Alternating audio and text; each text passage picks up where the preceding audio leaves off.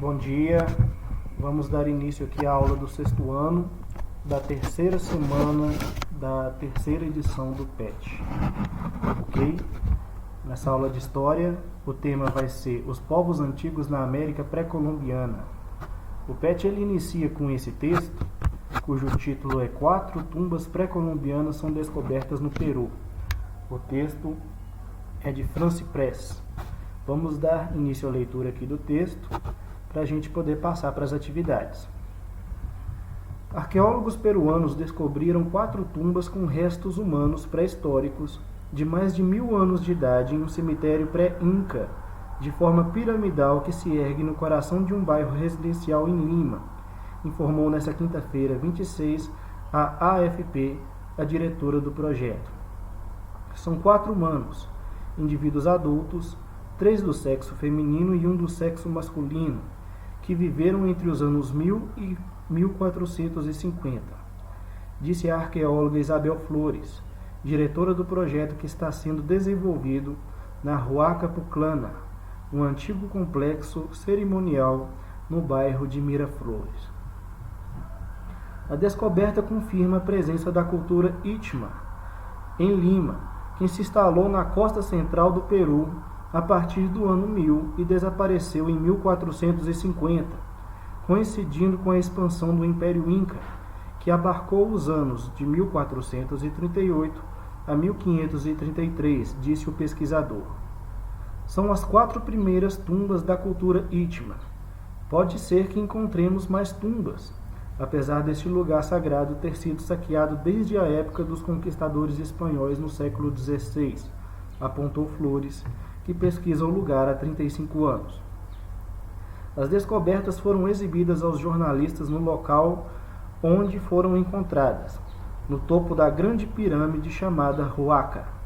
La Huaca é uma construção feita em adobe de mais de 20 metros, constituída por 7 plataformas e com uma extensão de 6 hectares. As 4 sepulturas individuais estão localizadas no chão. Ok? E aqui a gente dá início às atividades. Número 1.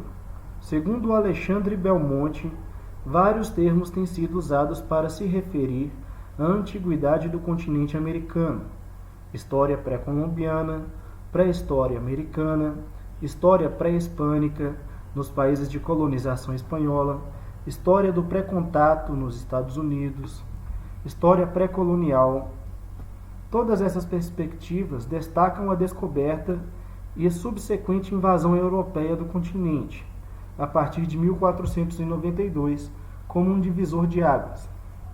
Observe o mapa abaixo e logo em seguida responda as questões. Aqui a gente vem com esse mapa, o PET apresenta esse mapa, que mostra os locais de ocupação dos principais povos, dos principais governos dos povos ameríndios, os povos que já habitavam a América antes da chegada dos europeus. Ok? No PET vocês podem dar uma olhada com maior aprofundamento aí e vamos para a atividade. Letra A. Qual continente está representado na imagem? América. O que as regiões em destaque representam? Aí vocês podem estar respondendo. As regiões em destaque, como descreve a legenda da imagem, representam os territórios ocupados pelos povos pré-colombianos e destaca os períodos, as regiões e os modelos políticos das sociedades ameríndias que ali viviam. Como a gente pode ver aqui na imagem, que confirma a resposta. A questão C. Segundo o mapa, quais povos ocuparam a América na antiguidade? Ok. Vocês podem estar respondendo aqui, Idade antiga ou antiguidade, na periodização das épocas históricas da humanidade, é o período que se estende desde a invenção da escrita, de 4000 a.C. a 3500 a.C., até a queda do Império Romano no Ocidente, de 476 d.C.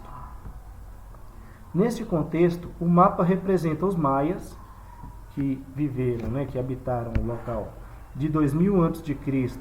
até 1697 d.C., os estados zapotecas, de 1400 a.C. até 700 d.C., os olmecas, de 1250 até 400 a.C.,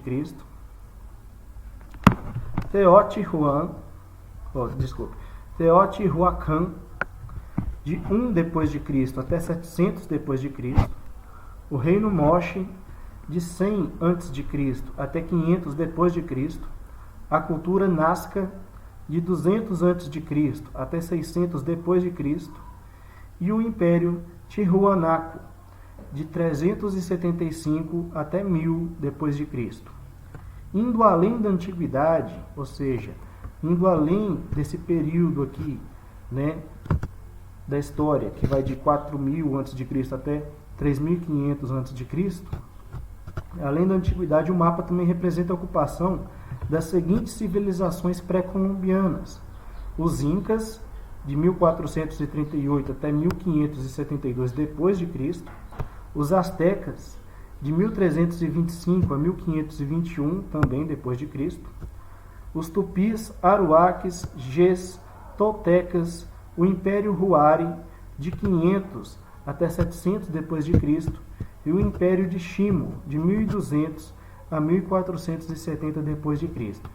Esses povos aqui, na resposta, que eu não mencionei o período de ocupação, é porque ou ainda há traços, né, da civilização deles nesses locais, ou não há algum registro específico de quando que a ocupação deles, os locais onde eles são representados no mapa, se iniciou, né? Então, por essa falta de definição, eu apenas fiz a citação destes povos.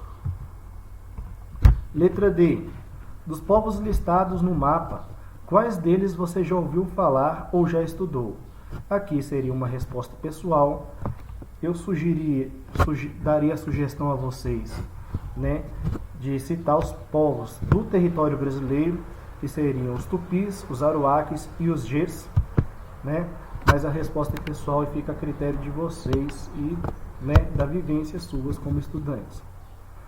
Para além dos povos, aqui na letra E, para além dos povos representados na imagem, quais outros você conhece? A resposta também é pessoal. Ok? Dando prosseguimento aqui à questão 2. Os maias habitaram a região da Mesoamérica, atual México, Guatemala, Belize e etc. Tiveram seu auge durante os séculos 3 e 10, período que ficou conhecido como Clássico. Os maias são conhecidos por terem tido uma das mais sofisticadas civilizações pré-colombianas. Eles desenvolveram importantes cidades e tiveram conhecimentos avançados em áreas como matemática.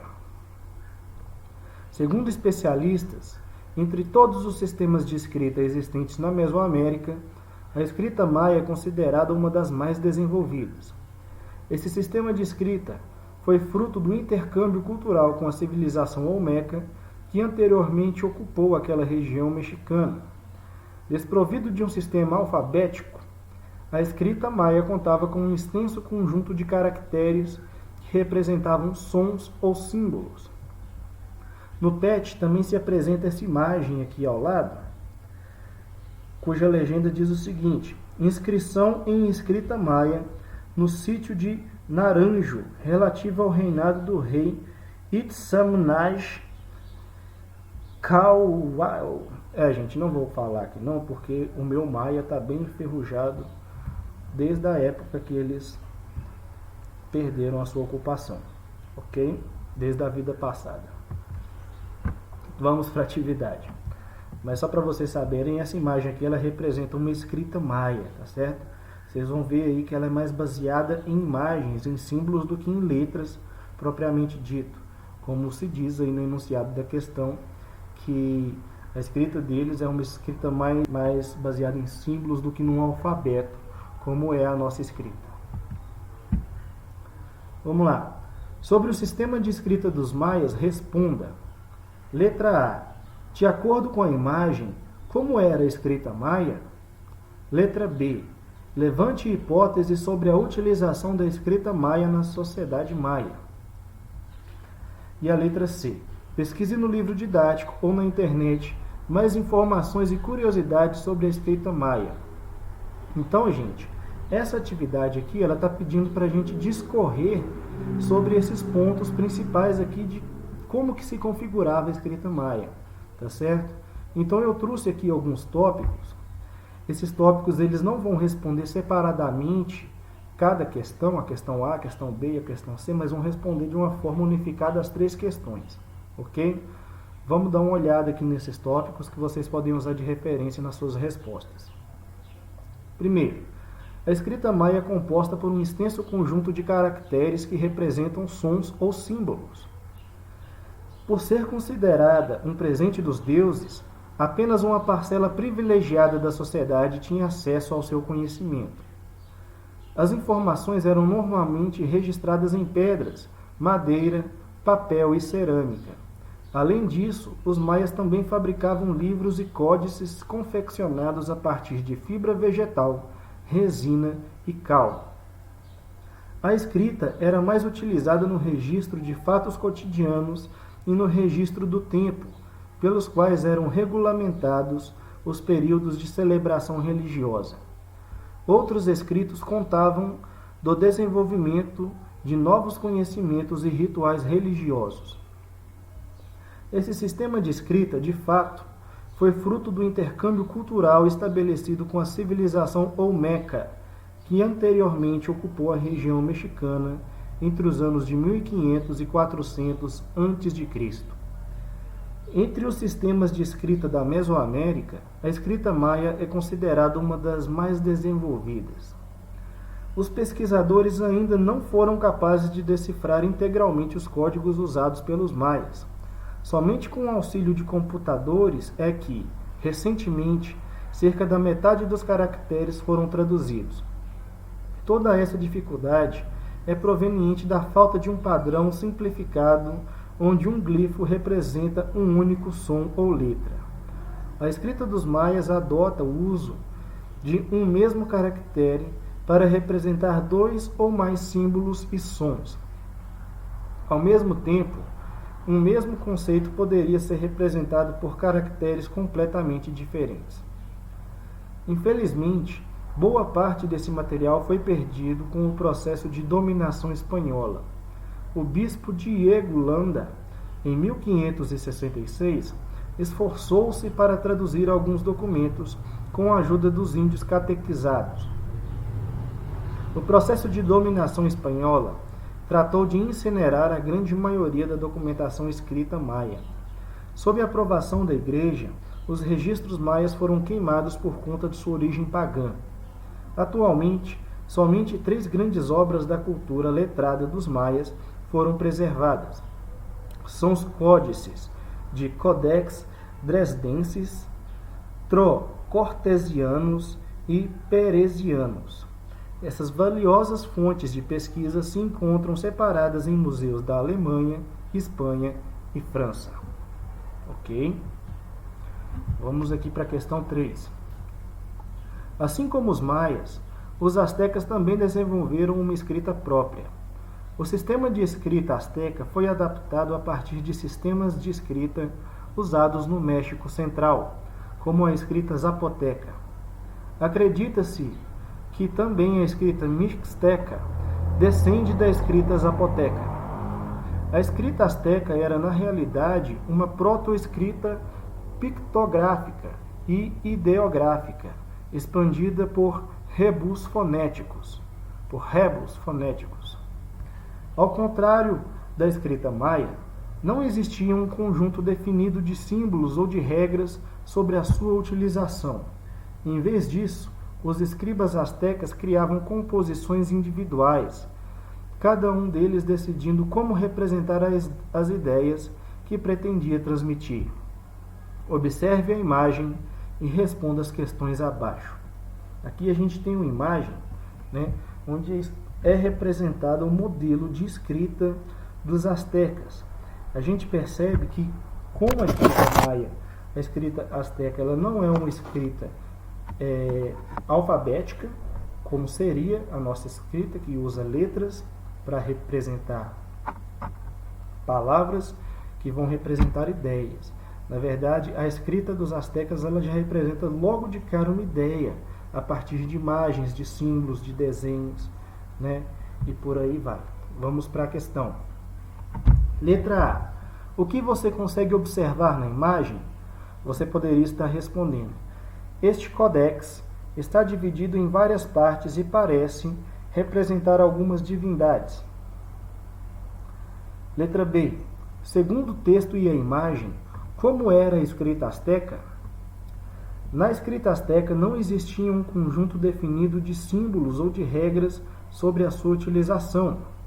Em vez disso, os escribas astecas criavam composições individuais, cada um deles decidindo como representar as ideias que pretendia transmitir.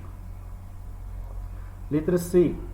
Você consegue identificar o que está escrito no Codex Borbônicos? O que dificulta esse entendimento? Você poderia responder: não. O que dificulta o entendimento é a variedade de símbolos e a ausência de caracteres conhecidos. Na letra D. Por que a escrita asteca não é considerada por muitos como um verdadeiro sistema de escrita? Você pode responder: como não existia um conjunto de caracteres que representasse palavras específicas, mas antes ideias, muitos veem o sistema de escrita asteca como um sistema de escrita preliminar, um sistema de escrita mais atrasado, mais primitivo ao nosso sistema de escrita. Ok? Dando seguimento. A questão 4. Diferentemente dos maias e dos astecas, os incas, povos que habitaram o sul do continente americano, não desenvolveram um sistema de escrita. Porém, os funcionários do imperador utilizavam um instrumento que ficou conhecido como quipo. Abaixo podemos observar a representação de um quipo inca. Faça uma pesquisa no seu livro didático ou na internet e em seguida responda as questões abaixo. Vamos lá, aqui a gente vê a representação do quipo, né, que é uma série de cordões amarrada a um cordão central, né? Existem nós nesses cordões. E vamos à questão. O que a questão está pedindo? Letra A. O que era um quipo? Poderia responder: o quipo era um objeto composto por cordas e uma série de nós. Letra B. Como era feito um quipo? Pode-se responder: eram feitos da união de cordões que podem ser coloridos ou não e poderia ter enfeites, como por exemplo ossos e penas, onde cada nó que se dava e cada cordão significava uma mensagem distinta. Cada cordão poderia ter um ou mais nós, ou nenhum nó, ou um nó na ponta, um na base. E a disposição desses nós, ou a ausência deles, representava uma mensagem. Letra C. Qual era a função do quipo dentro da sociedade inca? Você pode responder: os quipos eram úteis, pois permitiam o controle da produção, dos impostos, da comunicação, tendo sido uma ferramenta muito útil para administrar o Império Inca. Ok? Espero que a aula tenha sido produtiva para vocês e até a semana que vem. Obrigado.